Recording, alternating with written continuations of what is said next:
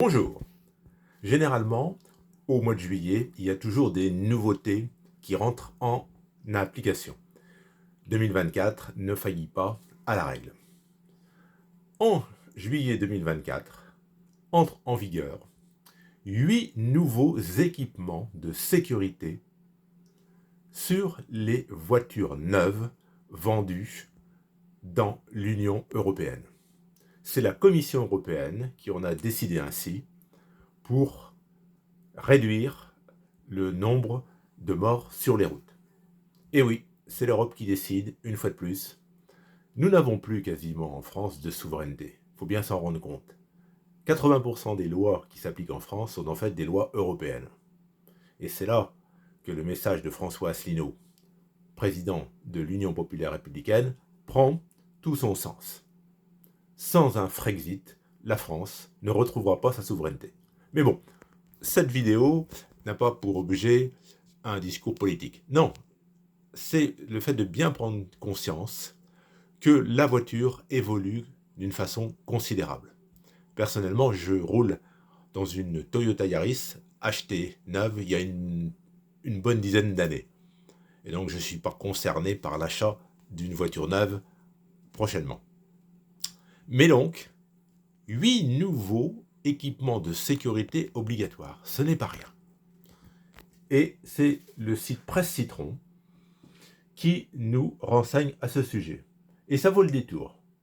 Parce que ça change quand même notre vie au quotidien pour ceux qui vont acheter une nouvelle voiture. Alors,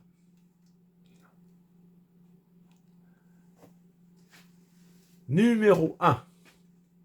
Une alerte de somnolence et de perte d'attention du conducteur. Pour alerter, bien sûr, sur le risque de s'endormir au volant. C'est le premier équipement obligatoire désormais sur un véhicule neuf. Deuxième nouveauté, freinage d'urgence automatique. Il doit détecter les obstacles, que ce soit des piétons, cyclistes, camions, voitures, via des caméras et des capteurs.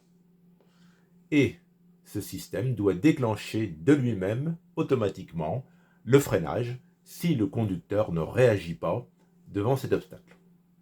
Troisième équipement obligatoire, l'avertisseur de franchissement de ligne involontaire.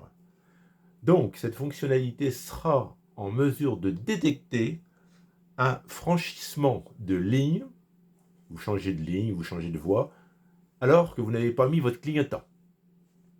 Et donc, le conducteur recevra un appel sonore. Et cette nouvelle fonctionnalité pourra éventuellement modifier d'elle-même la trajectoire du véhicule. Quatrième nouveauté, système d'adaptation intelligente de la vitesse. Alors là, ce système pourra détecter les limitations de vitesse sur la route via les données GPS, via une caméra, et il ajustera de lui-même la vitesse aux mesures légales. Mais toutefois, le conducteur restera maître de son véhicule et pourra quand même dépasser la limitation s'il le souhaite. Cinquième nouveauté technique, l'aide au maintien dans la voie. Nouveauté qui doit permettre au conducteur de se maintenir sur sa voie de circulation. Et donc cette aide au maintien dans la voie, si le système détecte que le conducteur fait des zigzags, ça peut être un signe d'endormissement, eh bien le système pourra de lui-même corriger la trajectoire. Sixième nouveauté, la détection des angles morts. Donc là, c'est une fonctionnalité qui va surveiller les angles morts grâce à des capteurs radars pour alerter l'automobiliste de l'éventuelle présence d'un camion, d'une voiture dans un angle mort. Et il y aura un signal sonore pour alerter le conducteur. Septièmement, un enregistreur de données d'événements, donc en quelque sorte une boîte noire. Ce système va enregistrer les données de conduite pendant et après un accident, ce qui permettra une analyse fine des conditions de l'accident. Huitièmement, pré-équipement pour l'installation d'un éthylotest anti-démarrage. Donc le principe, c'est la mise en place de l'installation d'un dispositif bloquant le démarrage si le conducteur a un taux d'alcoolémie dans le sang supérieur aux normes. Alors toutefois, il y aura une préinstallation, mais l'installation proprement dite restera optionnelle. C'est quand même 8 nouveautés techniques majeures. Vous savez que Tesla développe un projet de taxi entièrement autonome. Tesla a déjà fait des avancées sur son autopilote. Et on voit bien que la Commission européenne va, non pas dans le sens de l'absence de conducteur, mais d'un renforcement considérable des mesures visant à encadrer le conducteur d'un véhicule. Alors, je suis un vieux mammouth de plus de 60 ans. Il faut évoluer. C'est tout à fait normal qu'il y ait des mesures d'amélioration. Bon, j'ai connu dans ma très lointaine jeunesse l'époque où, dans la R8 de mon grand-père, bon, il n'y avait pas de ceinture de sécurité. C'était pas obligatoire.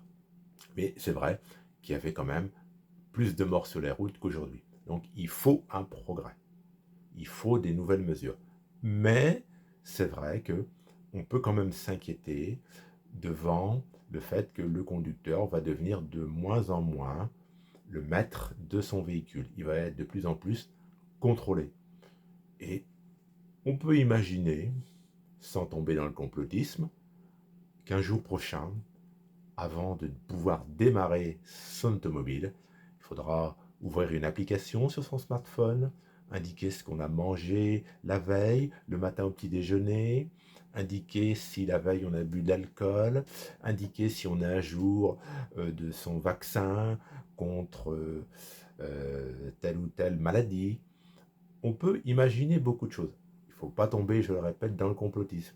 Mais on voit bien que toutes les mesures mises en place visent à encadrer de façon de plus en plus stricte la conduite automobile.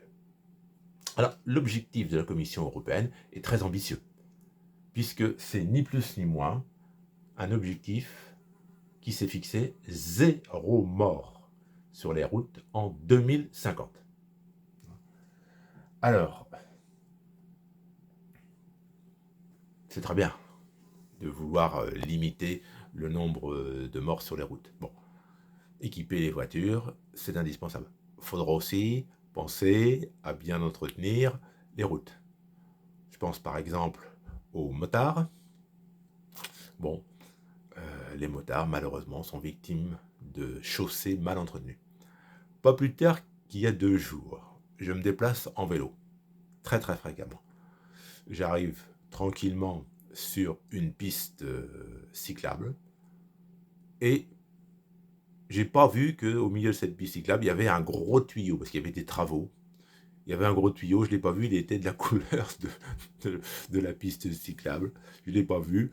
Bon, je suis tombé lourdement. Bon, je me suis rien cassé, mais ça montre bien quand même que l'entretien des chaussées, des pistes cyclables, est également quelque chose qu'il ne faut pas perdre de vue. Je pense aussi aux ouvrages, les différents ponts, dont certains, en France, ont besoin d'entretien.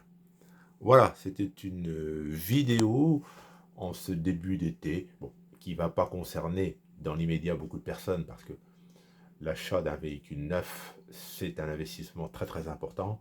Beaucoup de Français, des millions de Français, ne peuvent pas, il faut bien le dire, acheter un véhicule neuf et donc, ni même louer un véhicule neuf. Donc, on ne va pas se rendre compte dans les mois, ni même forcément les 2 années ou 3 années à venir, de l'importance de ces nouvelles exigences techniques sur les voitures neuves.